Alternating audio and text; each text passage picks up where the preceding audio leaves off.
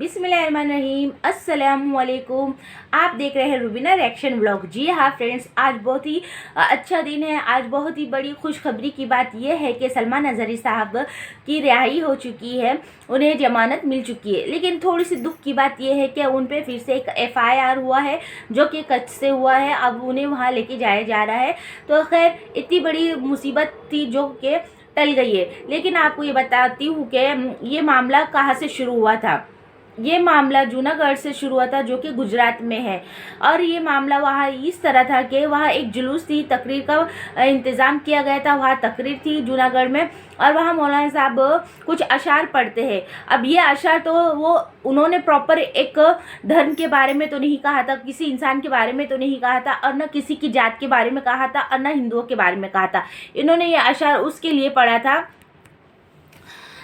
जो कि वो फ़िलिस्तीन के बारे में बता रहे थे कि फ़िलिस्तीन में मुसलमानों को किस तरह से कत्ल किया जा रहा है, किस तरह से उनके साथ नाइंसाफ़ी हो रही है, और उनका काम है दीन फैलाना और वो दीन की बातें करते हैं। वो ये आशार इस उनके हक़ में पढ़ रहे थे। तो यहाँ तो ये आशार उन लोग ने अपने ऊपर ले लिए जिन्हें लेना चाहिए था। शायद से वो अपने आप को समझते होंगे, इसलिए उन्होंने ये बात कही होंगी।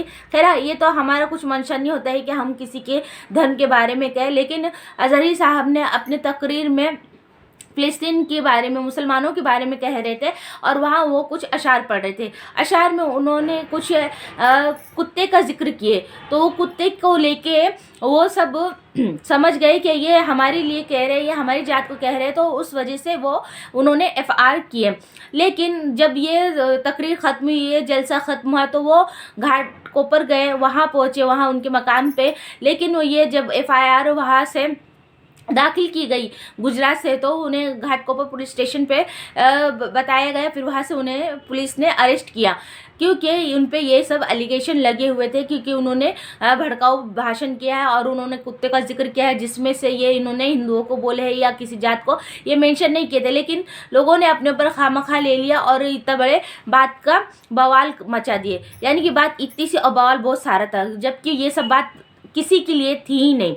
फिर घाटकोपर में रात में जब वो पुलिस स्टेशन पहुँचे तो पब्लिकों का मजमा उमड़ पड़ा और वहाँ उन्होंने फिर मुफ्ती साहब ने लोगों को समझाया कि ये मेरे साथ जो भी होगा बेहतर होगा, आप लोग अमन बनाए रखिए। और फिर उसके बाद सुबह ATS के पुलिस आए और गुजरात उनको लेके जाया गया। तो ये मामला इन्हें इस तरह का था कि इन्हें 10 दिन के लिए जेल में रखा जाए, लेकिन अल्लाह की शान देखिए कि वहाँ उन्हें सिर्फ 1 ही दिन रखा गया और उन्हें फिर रिहाई दे दी गई। लेकिन कच्छ में भी FIR दाखिल हुआ है, वहाँ भी कहा गया कि इन्होंने कुछ भड़काऊ बयान दिए थे। तो खैर ये इसका भी अभी सुनवाई होगी और उसके बाद इंशाल्लाह उनकी रिहाई होगी। तो खैर ये तो बातें चलती रहती है, लेकिन यहाँ तो हमें इस बस यही है कि सब्र करना चाहिए और ये तमाम मामला अल्लाह पे छोड़ना चाहिए। जहाँ गलत है वहाँ गलत बताना चाहिए और जहाँ सही है वहाँ सही का साथ देना चाहिए। वो बोलते हैं ना, जिसे अल्लाह रखे उसे कौन चखे। तो यही बात है, जब तक अल्लाह न चाहे उसकी सिवाय कुछ नहीं हो सकता है। खैर ऐसी छोटी मोटी तो मुसीबतें आती रहती है, लेकिन जिससे के पास अल्लाह का इल्म हो, अल्लाह का साथ हो, तमाम अंबिया कराम का साथ हो और तमाम अपने चाहने वालों का साथ हो, तमाम बुजुर्गान दीन का साथ हो और ईमान पे खड़े रहो, तो इंशाल्लाह उसके हक़ में बेहतरी होता है। तकलीफ़ें आती है और आके चली जाती है, लेकिन ये कुछ देर की खामोशी रहती है, उसके बाद शोर बरपा ज़रूर होता है। इसी तरह से आपने साबित किया है, तो इंशाल्लाह हक़ के रास्ते पे कभी भी तकलीफ़ ज़रूर होंगी, लेकिन आपको नुकसान नहीं होगा। थोड़ी सी तो मुसीबत झेलनी पड़ेंगी, लेकिन आपको ज़रा से भी खरोच नहीं आएगा, क्योंकि अल्लाह आपके साथ है। इंशाल्लाह आपके साथ पब्लिक है।